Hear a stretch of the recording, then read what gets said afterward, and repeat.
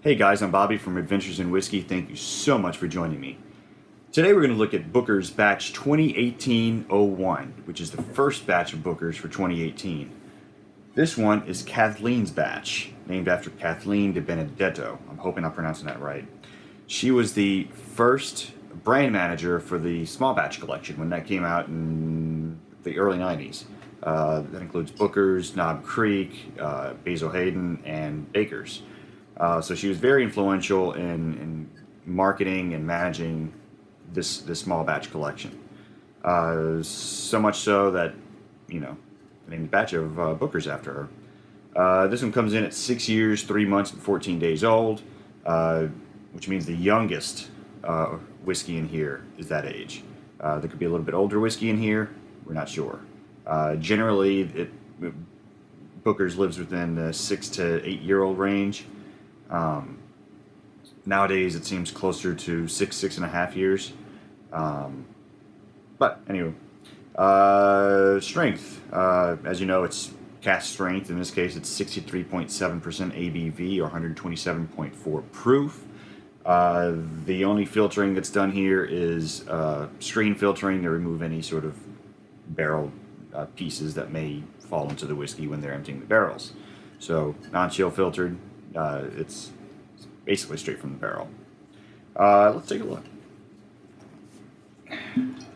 Booker's is one of my favorites from the small batch collection. Not only that, it's one of my favorites, generally, of any cask strength whiskey.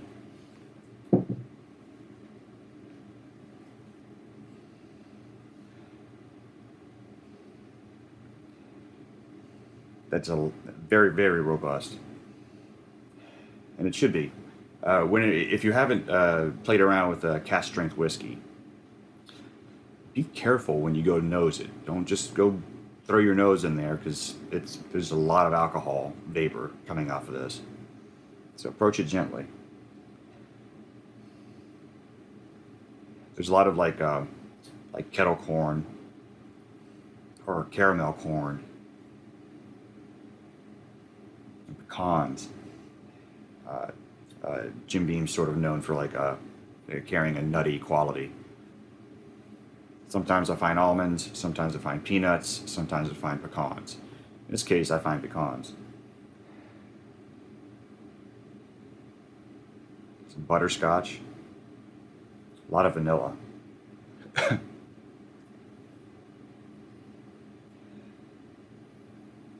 It's nice.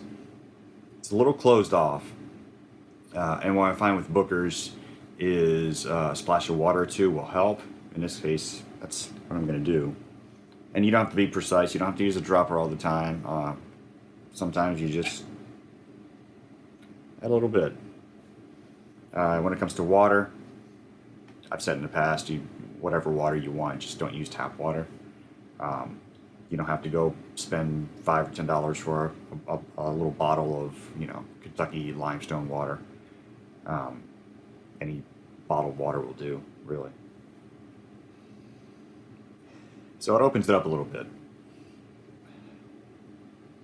Brings out a lot of the brown sugar. It's nice. Let's give it a taste.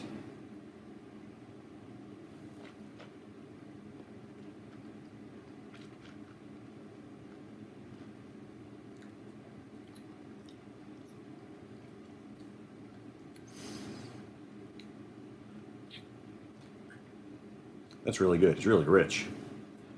Let's give it another taste.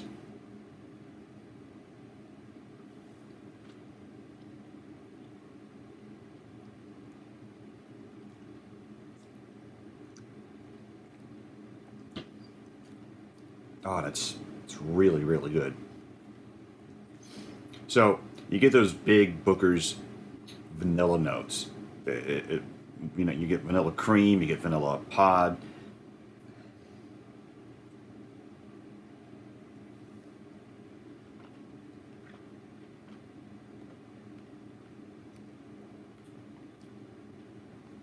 This is really good. It's very rich. It's full of vanilla. Vanilla cream, vanilla pod. And that's something that Booker's is sort of known for, is a vanilla heavy flavor profile. In addition, I don't find a lot of the grainy corn notes that I find in some young bourbons and some previous batches of Booker's. It's here, but it's very small quantities. It comes across more as like a kettle corn, caramel corn sort of thing. A lot of brown sugar-coated pecans, a slight herbal quality in the mid-palate.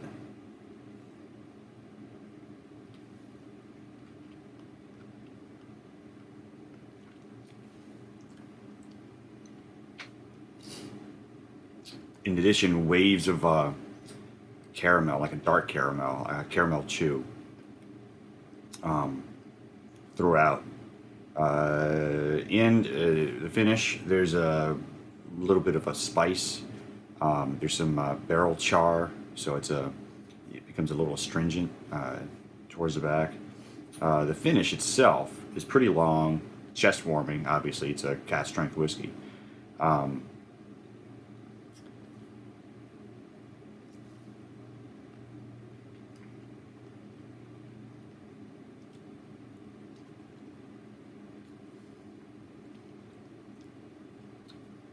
Very bittersweet. So there's it's weird.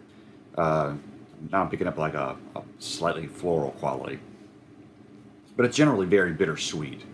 So you get sort of like a burnt caramel almost. A little bit of barrel char, and that strange, slightly it's not off-putting. Just weird. Floral note. I usually don't find floral note in Booker's. Could be today, my tasting could be off. I don't remember the floral note before. But, you know, every time you try something, our tastes change.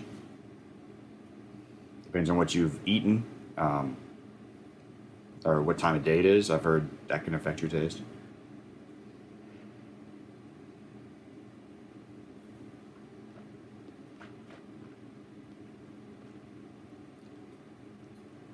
That's some good whiskey. So, how does it rank? Really good. It's one of the better, more richer, more vibrant, more complex batches of Booker's I've had in a while. Every year now there are 4 batches of Booker's being released. This is the first of the year. I'm gonna say it to me it almost beats anything from 2017. All batches of Booker's are pretty similar. I mean, they have to have a Booker's flavor profile. At this point, the differences between batches are subtle. But I feel like in this case, it's the subtleties are a bit more upfront. Like I said before, it comes across as a much richer version of Booker's than I've had in anything from 2017. And those were some solid whiskeys. But this one takes the cake. What a great way to start the year. If you've had Booker's 2018-01 and you like it or don't like it, or have a question, please comment below.